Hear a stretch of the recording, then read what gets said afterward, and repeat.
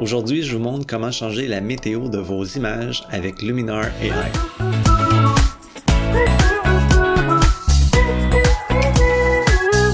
Bienvenue sur ma chaîne, je m'appelle Simon.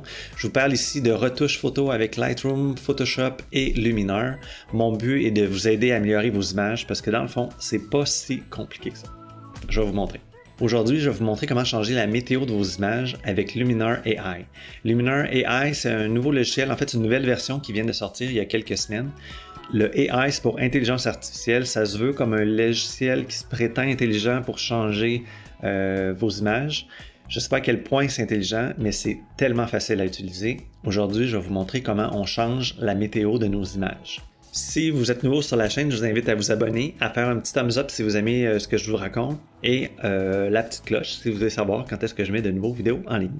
Contrairement à Photoshop ou à Lightroom, Luminar est vraiment simplifié. Tout le monde peut y arriver, c'est vraiment simple. Avec juste quelques sliders, vous pouvez arriver à faire des photos vraiment incroyables. Je vais vous montrer comment que ça se passe. On va aller tout de suite dans Luminar. J'ai préparé quelques images pour vous montrer qu'est-ce que Luminar est capable de faire.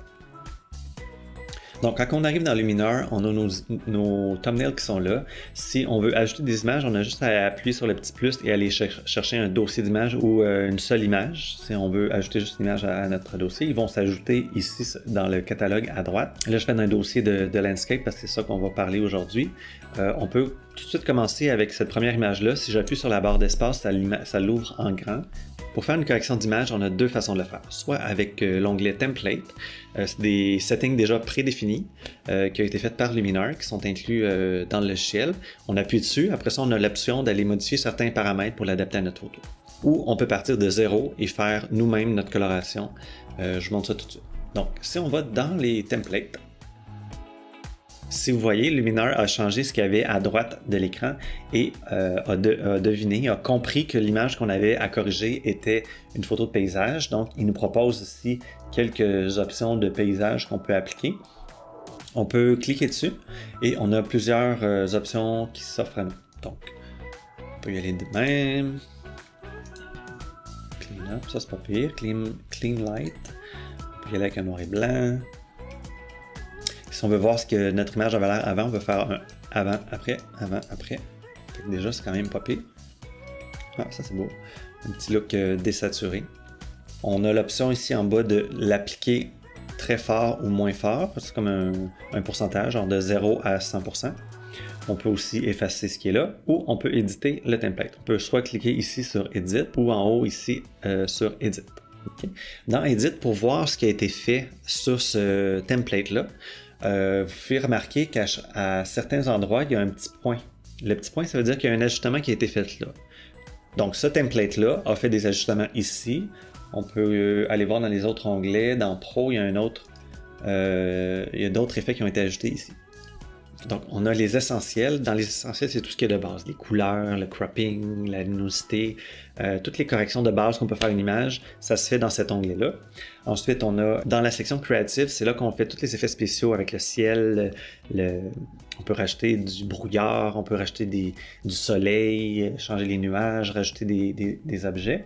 Il y a la section portrait, si on a un portrait à faire des corrections. Bon, on a la section pro. La section pro est un peu plus limitée, mais on a le clone tool, l'espèce d'étampe dans Photoshop, là, si on veut aller effacer des gens dans une image ou à corriger des objets qui nous dérangent dans notre image.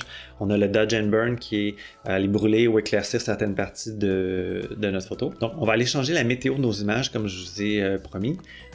Ici, on va aller commencer par changer le ciel. On va rajouter du brouillard et un soleil. Donc, on va commencer avec le ciel. Le ciel, je vais aller choisir un ciel qui pourrait fitter avec notre photo. Mettons Dramatique 5. Quand même. C'est sûr que quand on applique un ciel, mettons, je vais avec il doit y en avoir des normales, Blue Sky. Si je vais, bon, on commence avec le Blue Sky 1. Quand même impressionnant. Luminar est allé détourer notre image. Si j'avais voulu faire ça dans Photoshop, ça m'aurait pris un temps fou. Il y a plusieurs techniques pour le faire, mais c'est pas juste avec un clic que j'ai réussi à faire ça.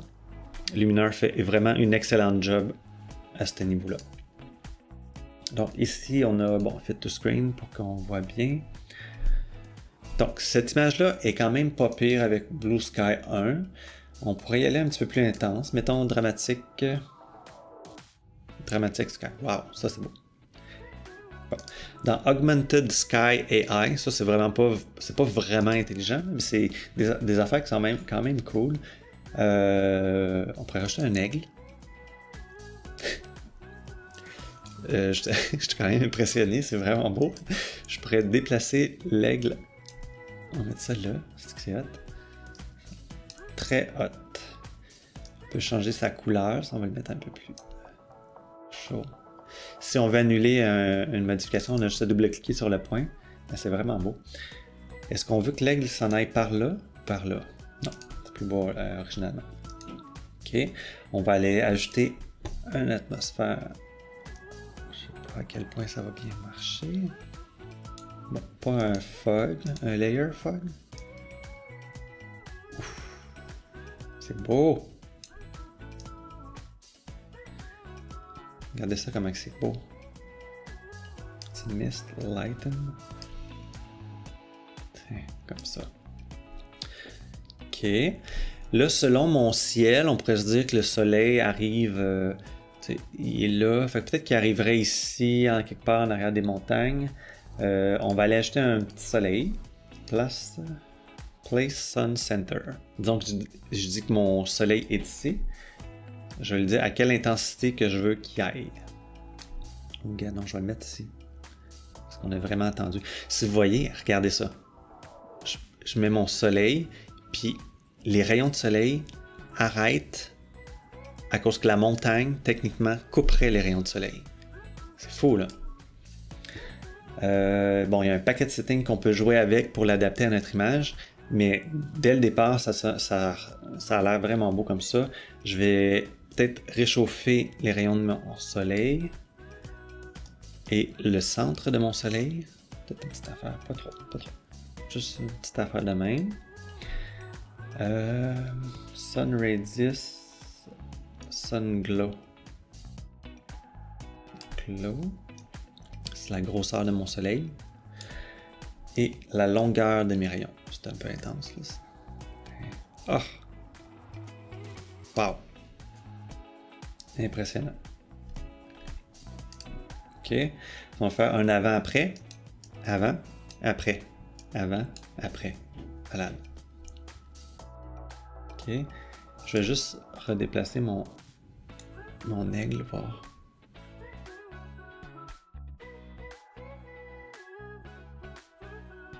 C'est beau ça là. Fait que avant, après, avant, après. Malade.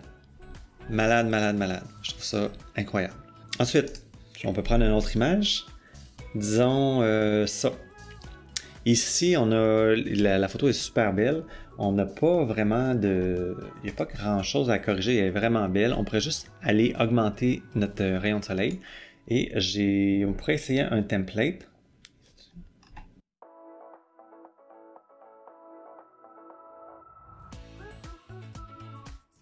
Experiment. Ouais. On va utiliser un template de glow.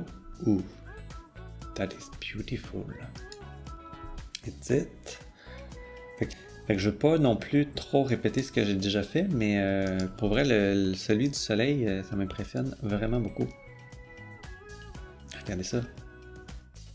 Juste à augmenter un peu les rayons de soleil avec cette image-là, c'est incroyable.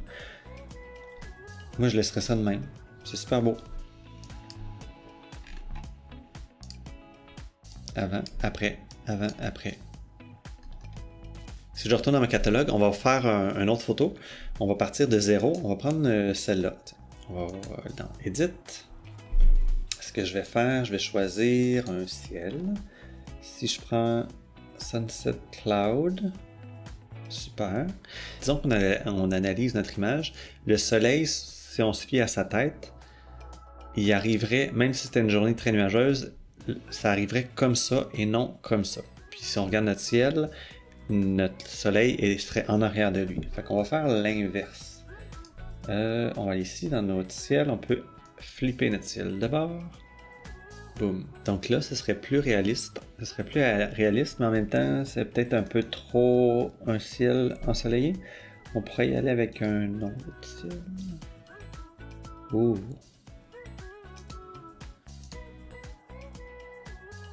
Oh oui. C'est encore... Ouais. Ça, c'est beau. Mon Dieu. Regardez ça. Avant, après. Puis si vous analysez bien l'image, regardez le gars. Luminar a recoloré le gars qui marche avec la couleur du ciel. C'était un ciel ennuagé. C'était un ciel nuageux. Là, j'ai remis un autre ciel, mais vraiment plus dramatique et intense. Aussi nuageux pour que ça fitte aussi avec l'image de notre sujet. Puis Luminar a comme recoloré et a appliqué du jaune-orange sur notre modèle. On pourrait y aller un peu plus intense. Y aller un petit peu plus intense pour le relight. Puis si vous regardez aussi l'horizon, juste ici, en dessous de ses pieds, ici on sent que c'est pas tout à fait bien mélangé. On va y aller un peu plus intense. Puis là, l'horizon, elle se fond un peu plus. C'est déjà... comme ça. Sky global. C'est soit... Le sky global, c'est est-ce que je garde un peu d'informations du ciel que j'avais avant ou pas. OK. Là, je vais faire un avant, après, avant, après. Si j'avais voulu faire ça dans Photoshop, ça m'aurait pris un temps de fou. Là, ça m'a pris un gros 2 minutes. Vraiment impressionnant. Toutes les corrections que vous avez faites, vous pouvez les enregistrer aussi comme un template, mais ça serait vos templates. Vous pouvez enregistrer tout ça et en faire un template, comme ceux qui sont déjà proposés par Luminar. Pour le faire, c'est vraiment pas compliqué. On va ici en bas à droite et on fait Save.